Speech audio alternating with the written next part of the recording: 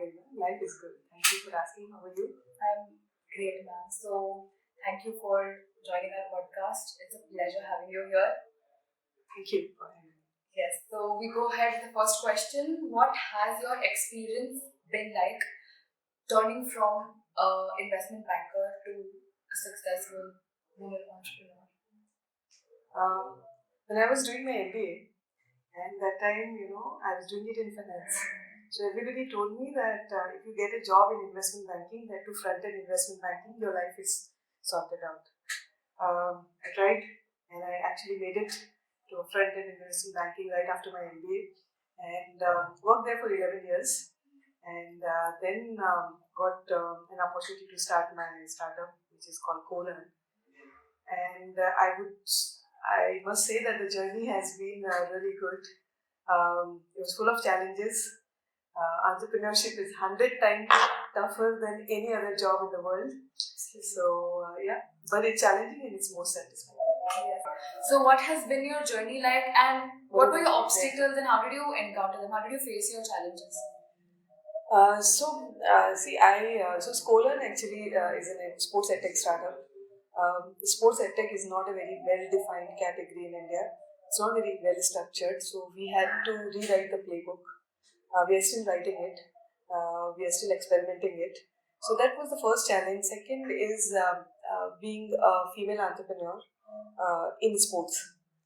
It's a little tough. People do question your long-term commitment. They will question your integrity, and also sometimes your skill sets. But then I think that's part and parcel of any entrepreneurship journey. So you just learn to overcome it. Yes. If I would love to, if I can ask, what are the skill sets necessary to be in a field such as sports and education? Because sometimes we see a lot that sports and education, a mixture is not seen very usually, Yeah, so see, we say that if you love sports and you are trying to become a Virat Kohli of the world, you should try that. There is less than 1% chance that you'll make it, but you still try. Companies like us come into the play once if you don't make it. So we are your fallback option. Now today's sports ecosystem is becoming very vibrant. You can become a sports analyst, sports commentator, sports journalist, sports scientist, sports social media managers, sports event manager, so on and so forth, and lead a very meaningful life because you're working in the field of your passion. So one thing which is required largely in sports field itself is perseverance. It's not a very easy journey. Your past degrees, which background you belong to, what was your education background, what's your family background, it honestly doesn't matter in sports as a field. What matters is your hard work, your loyalty, your passion, and how good are you at that particular skill. So you have to hone your skill over the time. And as long as you are ready to put that hard work, you will do really well in sports. I completely agree, ma'am. So apart from that, sometimes being in an Indian family and balancing societal expectations and doing what you love and going for that passion, how do you do that, ma'am? So I think most of the people after COVID have realized that life is one. You don't know whether reincarnation really happens or not. So to make most out of this life in this world itself. So, societal expectations are as heavy as you want them to be heavy. You have to be very sure about what you want from your life. And you have to singularly focus towards it. It's your life. You have to take that first step and you have to be ready for that hard work. See, society and the people around you only talk when you are not that successful. Once you become successful, all of them, come to you and take credit in your success. So you just wait for that day and do your hard work in that journey. Yes.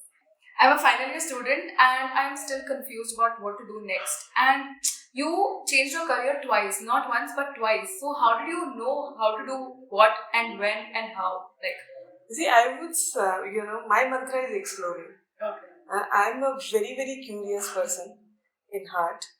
And I'm very, very big lifelong learner. These are not just words for me. Even if you today tell me that there's something which is new has come up, I may be the first person in the room to raise hand and try that out. So you have to explore. And this is my advice to all your youngsters, that keep exploring, keep exploring. Explore till the time your heart says that this is one thing that you really love. And secondly, you can be in any field, but hard work is the key. There's no second thought on that. If you are a good mixture of a good explorer and a hard worker, I think you will find success in anything and everything in life. That's true. I'll think about that and would love to tell the listeners to think about that too. And going forward, I would love to ask you, what has been your mantra apart from exploring and exploring this journey as well? What is your life goal? So as in I'm probably twice your age. I would say that, life teaches a lot of lessons. The one lesson is that, anything can be motivator. Money can be a motivator. Your grades can be a motivator. Your achievements can be a motivator. But I think in my life, the motivator which has lasting impact is actually, creating impact in somebody else's life, or creating, providing opportunities to somebody else. I may be very happy when I got my first investment banking job, or the subsequent jobs, or making it into Dubai and all of that. But I think today I'm much more happier when my students come and tell me that, ma'am, you have changed my life. I love going to office. This was my dream to work in sports. So I think that motivates me. So as long as you have found out what impact is motivating you, and you are taking your steps towards it, and you are working hard towards it, you'll also find out your mantra. Yes. Also, I noticed that you told us that you have been outside and you've gained a lot of global exposure. Can you tell more about the courses you've done and how it has affected how you run this co-learn and I started my journey as an investment banker in the corporate life. Have been part of the earliest days of unicorns in India. I was in Bangalore, so a lot of deals were happening in the e-commerce space, and analytics space, and so on and so forth. Then got a chance. Then I did my CFA. I'm a CFA charter holder. I'm also a CIA charter holder. I did my first MBA from Alliance Business School, and then I did my second PGP program from UCLA Anderson School of Management. Now, both the MBAs had their own benefits. First MBA gave me a job in front-end investment banking. The second MBA actually gave me, because it was US exposure, so it gave me a courage to take my first step in entrepreneurship. I'm very close to my professors in UCLA, and I think, during my discussions with them, it was very clear that, okay, what worse will happen? Either it will be successful or it will not be so successful, but you'll have your learnings. You can always come back and, restart your career. But if you don't try, how will you know whether you will be successful or not? And success also has different parameters. For some people, it may be the profit that you make. For some people, it may be the valuation that you get, or the round of fundings that you get. And for some people, it may be the impact. And I think for me, it is the mixture of all of that. That's absolutely commendable, ma'am.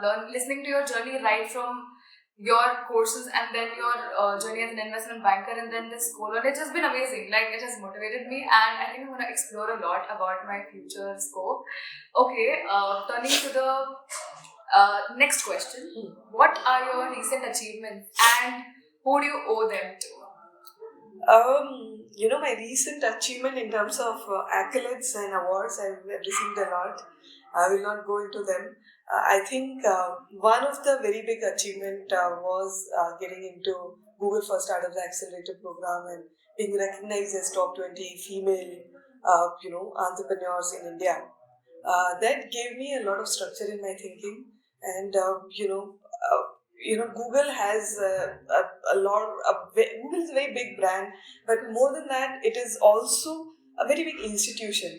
Everybody that you talk to in Google, that they are there for some, long-term thinking, for some aim, some objective in their life. And also it gives you somewhere the courage that you can also think beyond India. You can also make a product which can be for global audience. So that is something which I'm really proud of. I'm also proud of my association with IIM Bangalore. That has given me an inner circle, which I can every time when I go down, I can go to that inner circle. Given me one of the best mentors in my life, called Sunil Handa sir.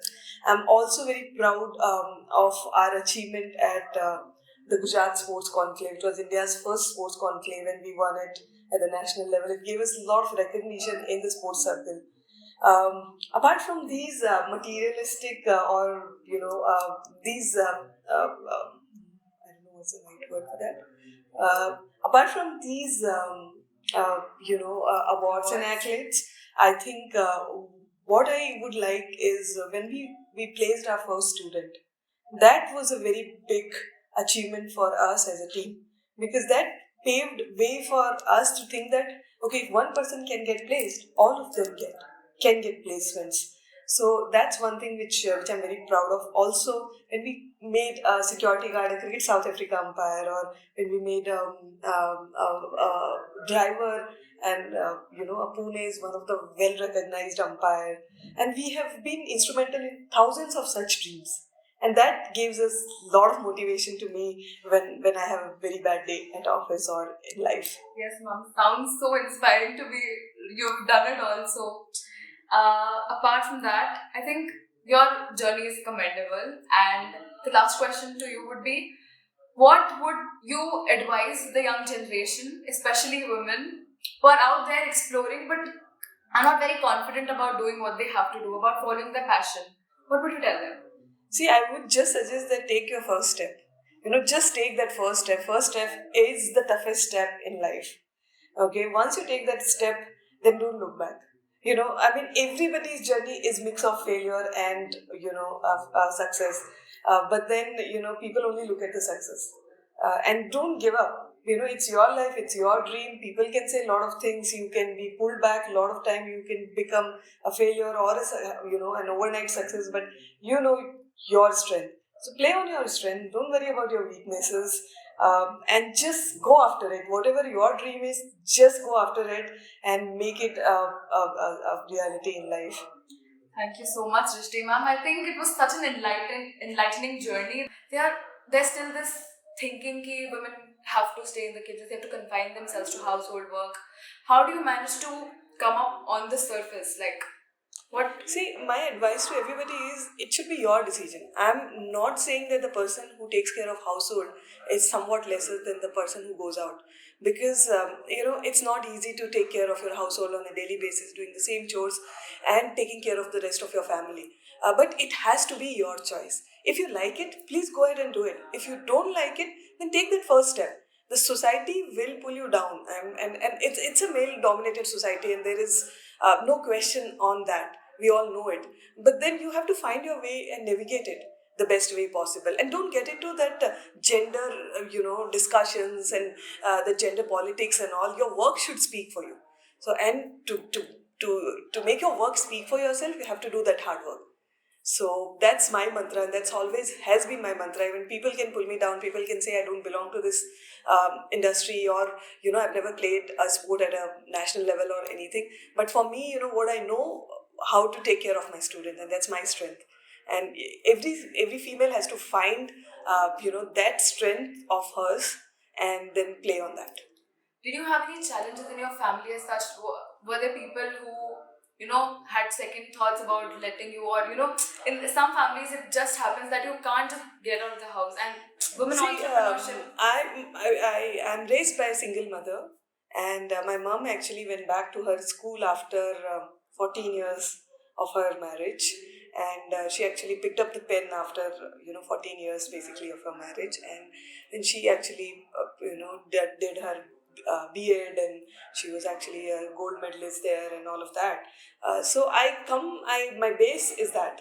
My fundamentals are that I belong to that strong female who said that I am not going to take domestic abuse anymore, and I'm going to take step towards it. But having said that, I'm also get pulled down by my extended family. Thankfully, my immediate family is very progressive in that sense. They actually, whether it's my in-laws, whether it's my parents, whether it's my immediate cousins. They're very, very supportive, and they are very proud of my achievements. But yeah, in the extended family, there are people who don't like what I do, and there are people who question me, and sometimes I do question myself, but I have a very good resilience power. I just question for a day or so, and then I bounce back. And this has happened very recently as well.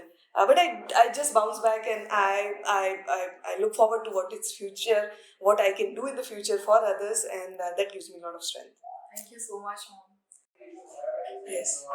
So what I'm saying is, I just want to say this to every girl, that don't think about these biases, these prejudices, these inequalities which exist in the world.